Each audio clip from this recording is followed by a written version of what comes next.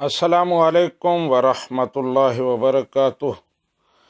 عبد الرحمن عطاری صاحب پوچھتے ہیں کہ نبی رحمت صلی اللہ علیہ وآلہ وسلم کے نام نامی اسم گرامی کے ساتھ صرف صاد لکھ کر درود پاک کی طرف اشارہ کرنا یا صل عام لکھ دینا، اسی طرح دیگر انبیاء کے نام کے ساتھ عین میم لکھ دینا، یہ کیسا ہے؟ جی عبد الرحمن عطاری صاحب، ایسا کرنا ٹھیک نہیں ہے۔ نبی رحمت صلی اللہ علیہ وآلہ وسلم کا نام نامی زباں پر آئے تو جس طرح درود پاک پڑھنے کا حکم ہے، اسی طرح جب آپ کا نام لکھا جائے تو اس کے ساتھ پورا درود پاک لکھنے کا حکم ہے۔ دیگر انبیاء کے لیے بھی علیہ السلام لکھنے کا پورا اہتمام کرنا چاہیے۔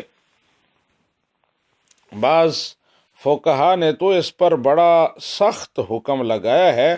وہ کہتے ہیں کہ یہ شان نبوت کی تخفیف ہے، اور نبوت کی تخفیف جو ہے وہ کفر تک لے جاتی ہے۔ لکھتے ہیں کہ لِأَنَّهُ تخفیف و تخفیف الانبیاء علیہم الصلاۃ والسلام کفر، یہ تخفیف ہے، توہین ہے، اور انبیاء کی توہین کفر ہے۔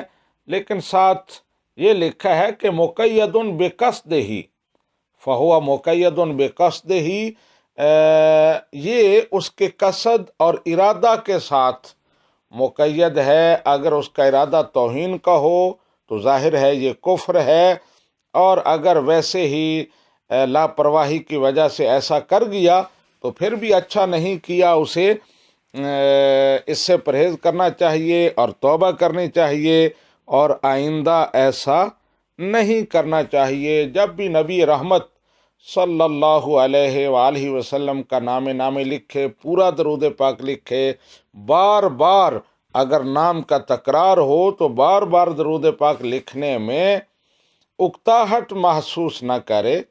بندہ مومن کو یہ بات زیب نہیں دیتی، بالخصوص نبی رحمت صلی اللہ علیہ وآلہ وسلم کی غلامی کے ہم دعوے دار ہیں، اور ہم اتنا بھی نہ کر سکیں کہ آپ کے نام نامی پر مکمل درود پاک لکھنے کے لیے ٹائم نکالیں یا وہ چھوٹی سی تکلیف گوارا کر سکیں۔ تو اللہ تعالیٰ کی بارگاہ میں دعا ہے کہ وہ ہمیں نبی رحمت صلی اللہ علیہ وآلہ وسلم کی سچی اور عملی محبت عطا فرمائے، اور درود پاک زیادہ سے زیادہ پڑھنے کا ذوق عطا فرمائے۔ ھذا ما عندی واللہ ورسولہ اعلم بالصواب۔